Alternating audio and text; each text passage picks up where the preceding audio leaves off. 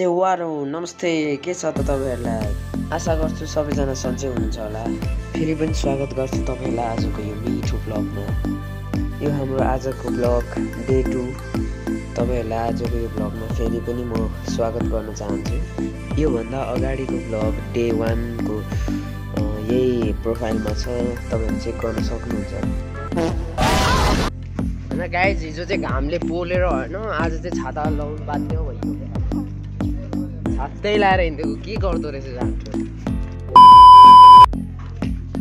यो गाडी देखेर त मलाई एउटा याद आउँछ यार, ल्याम्बोर्गिनी। हैन गाइज, गर्मी भएर हैन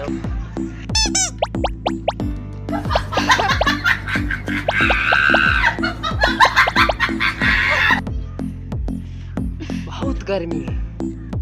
हामी चाहिँ हाम्रो प्र्याक्टिस गर्ने टाइम 1 बजी भएकोले दिउँसो गर्मी नै भए पनि, गर्मी सधैँ नै भए पनि हामी क्लास जानुपर्ने हुन्छ र नानीहरूलाई पनि 1 बजी नै बोलाउने गरेको छौँ हामीले डान्स प्र्याक्टिसको लागि। र तपाईँहरू कतिपय धेरै मान्छेलाई थाहा नहुनु पनि सक्छ हाम्रो क्लास कहाँ छ भनेर।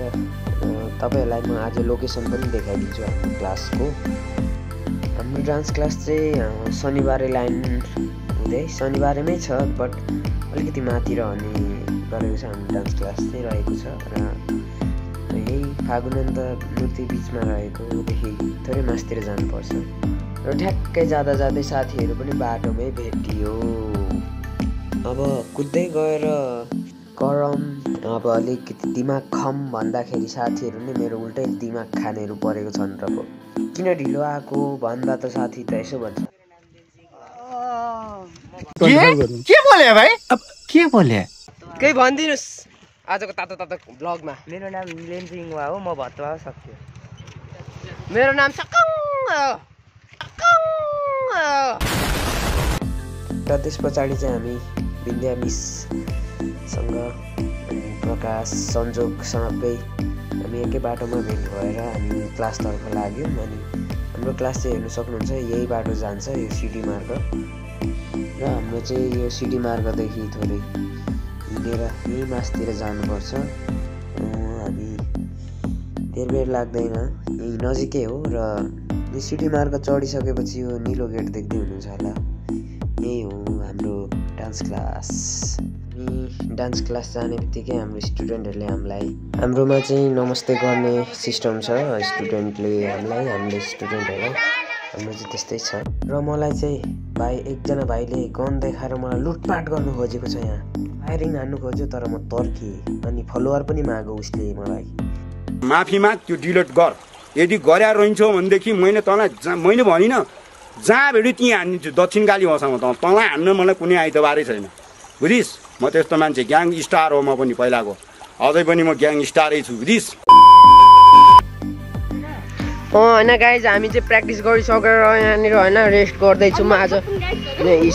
स्टुडेन्टहरू सबैले पोज हान्देऊ।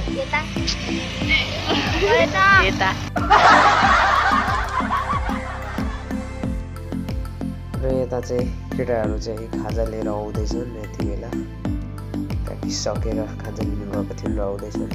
र पोज गरिराखेकै बेलामा मैले स्टुडेन्टहरूलाई एउटा कुरा सोधेँ। हाम्रो कविन सरले दिनमा कतिचोटि गु खानुहुन्छ भनेर सोद्धाखेरि उहाँले 2 चोटि भन्नु।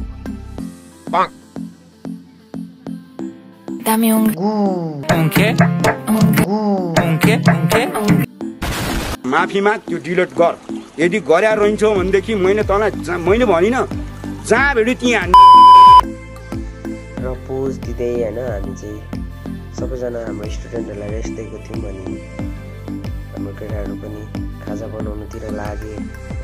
कविन एकदम गलेर होइन सबैजना रमाइलो गर्दै हाँसखेल गर्दै बसिरहेको छौँ हामी चाहिँ। र हाम्रो कविन सरले पनि नानीहरूको बिल्ला हान्न बदला लिने ट्राई गर्नुभएको थियो, तर प्रत्यक्ष निर्वाचनमा छु।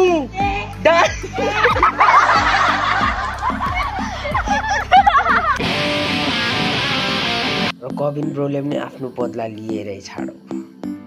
हामी अहिले यहाँ प्रत्यक्ष निर्वाचनमा छौँ, डान्स क्लासमा भैँसी। माफी माग त्यो डिलिट गर यदि जस्तै सिरियस सिचुएसनमा पनि एउटा कमेडी साथी चाहिँ हुँदो रहेछ क्या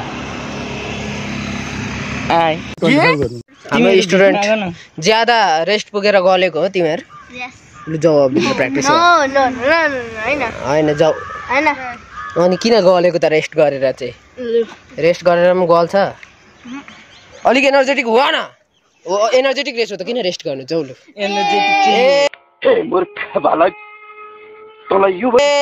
बी भन्देऊ त बाबु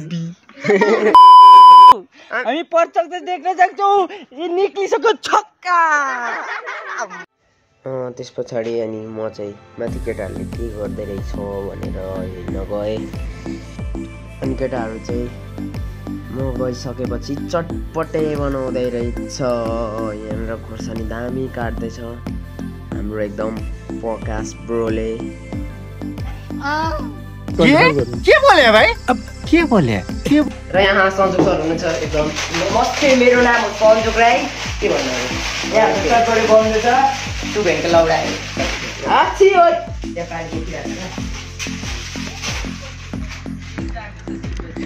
दामी हो गु उनके म पनि पहिलाको अझै पनि म ग्याङ स्टारै छु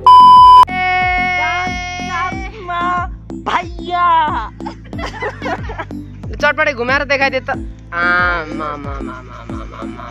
ल टचै हुँदैन त मोबाइल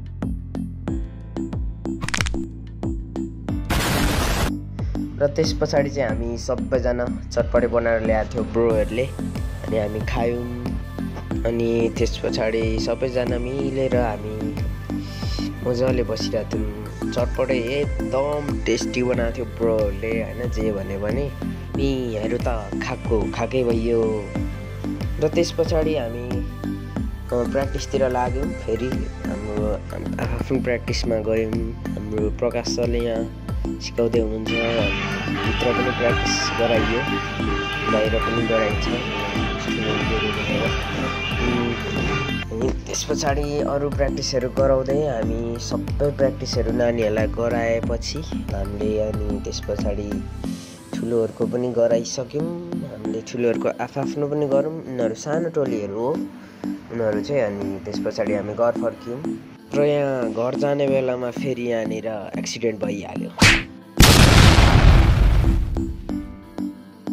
र हामी घरतिर पुगेर अनि केटाहरूले तपाईँले के भन्न चाहिरहेको थियो 5 वटा यो भिडियो के भन्नु यता देखो न म झाप्छुन फाइनल मैले भनिन र फेरि पनि तपाईँहरूमाझ बिदा लिँदै अर्को ब्लगमा फेरि पनि तपाईँहरूमाझ आउनेछु भन्दै आजको लागि यति नै सेवारो नमस्ते।